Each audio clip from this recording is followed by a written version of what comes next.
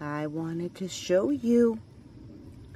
This is my summer squash plant, and I believe that indicates I'm gonna get some squash.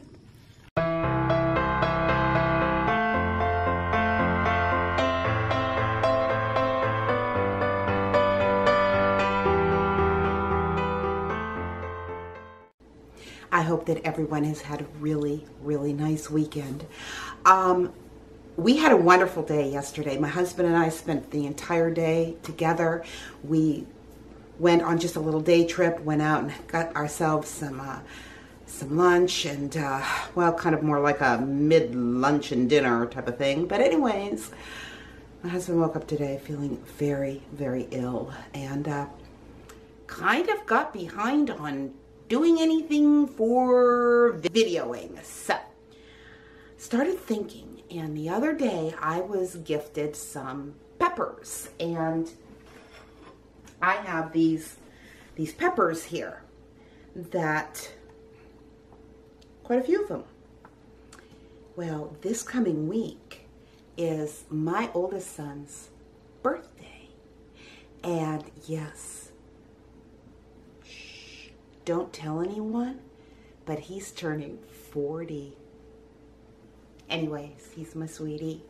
And he loves, like, hot peppers and pepper relishes and sauces and all those good things. And so I thought that since I had these, I would make him a nice chili sauce. So that's what I thought we would do. And I thought maybe you would like to also watch me do it, because I'm not going to use sugar, because his wife is the one with MS, and so she can't have sugar, but she can have honey, and so that's what we're going to substitute. Anyways, let's get started. Okay, so what you see here is I have chopped up 2 of my peppers plus a jalapeno pepper and 2 cloves of garlic, and I put it in my little chopper because I don't have a big food processor.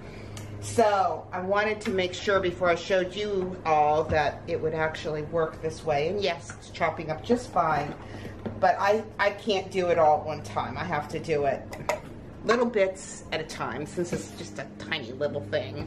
So I am just going to take these. These are actually, just like I said, 1 jalapeno and 2 of the other peppers and 2 cloves of garlic.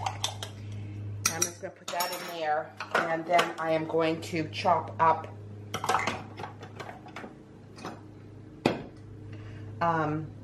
this one here and 1 more.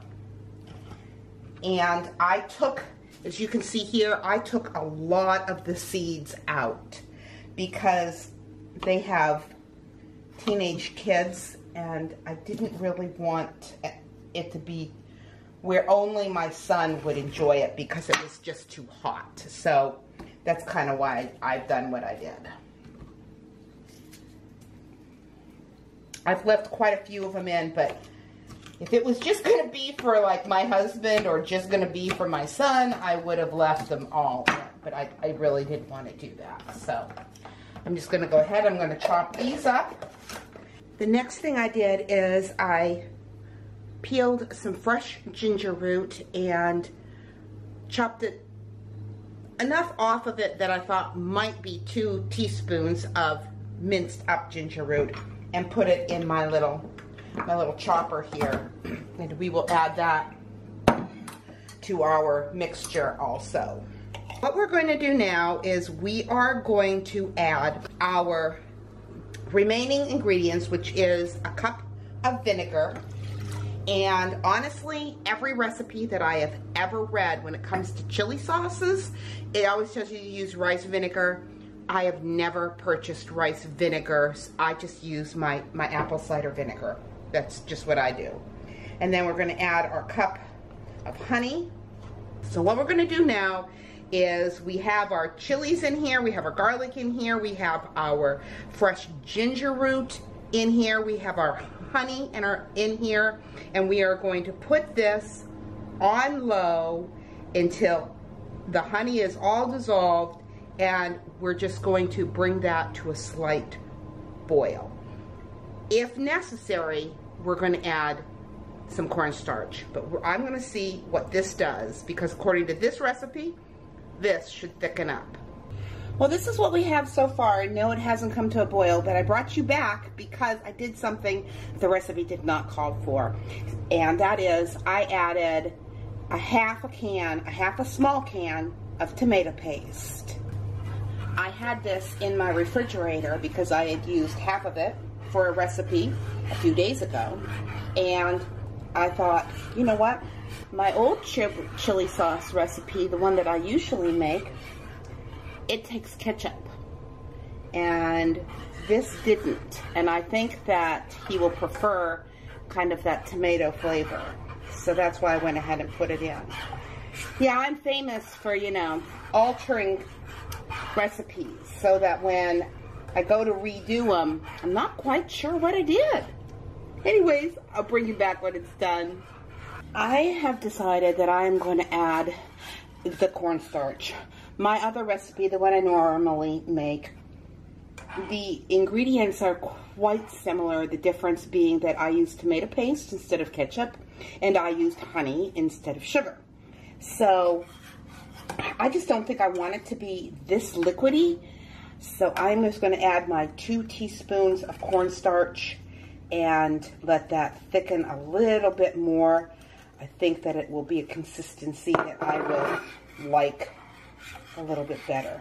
Okay, so I'm just going to turn this off, and I'm going to let this cool, and then I will put it in my jar.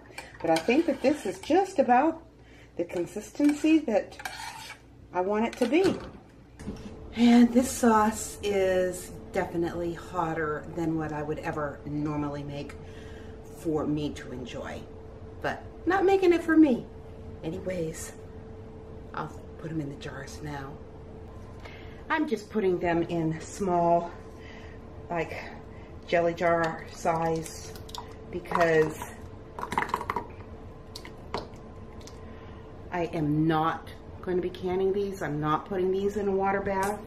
I am just going to give a jar to my son, and then I will have a jar here for my husband to enjoy, and then I will put the rest, the one that I have left, I will put in my freezer for later. But anyways, I hope everybody's had a nice day, and I will talk to you all in just a little while.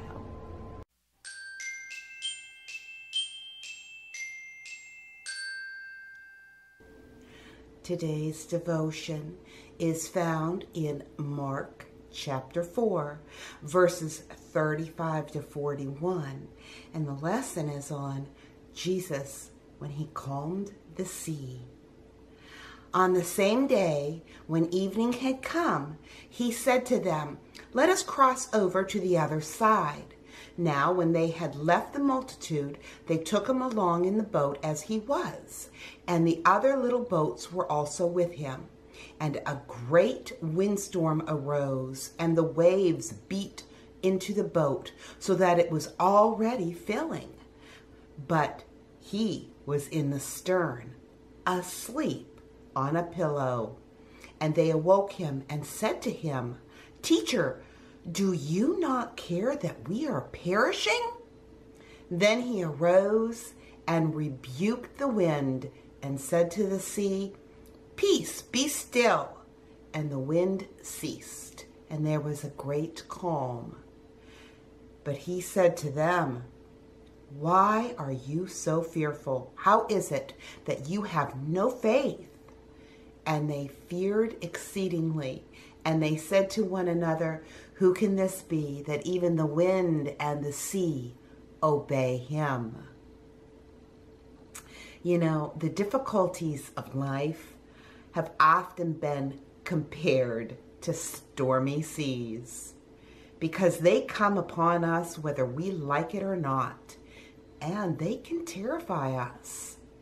They knock us around, and they threaten to destroy all of our stability and our security.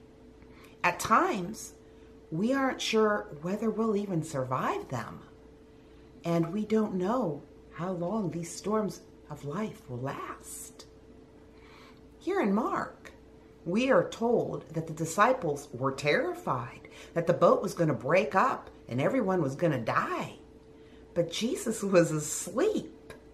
And notice how in this passage, Jesus is resting on a pillow, which only adds to the contrast between Jesus's tranquility and the disciples' panic.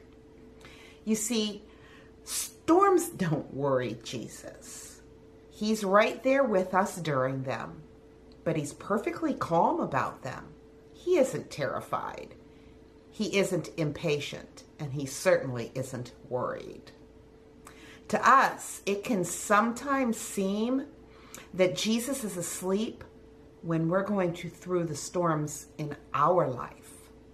And sometimes we can even wonder, why isn't he doing something? And we can start to wonder whether he even knows or cares about the trouble that we are in.